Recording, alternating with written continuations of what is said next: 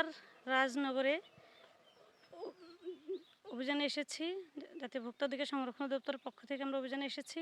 এখানে এসে আমরা সান কোম্পানির নকল হুইল পাউডার উৎপাদন করতে দেখলাম, যেটা মূলত কাশেম গ্রুপের।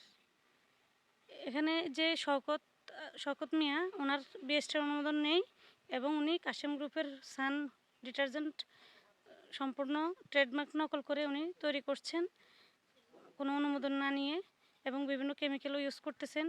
ওনার কোনো কেমিস্টও নেই। তো আমরা ওনাকে পণ্যের নকল প্রস্তুত করার জন্য সতর্কতামূলক জরিমানা 20,000 টাকা জরিমানা আরোপ করেছি এবং 2 মাসের জন্য ওনাকে 2 মাস ওনাকে সময় দিয়েছি যে উনি এই 2 মাসের মধ্যে বিএসটি এর অনুমোদন নেবেন। বিএসটি যদি পারমিশন দেয় তাহলে উনি ব্যবসা কন্টিনিউ করতে পারবেন, অন্যথা আমরা ওনার এটা সিলগালা করে দেব।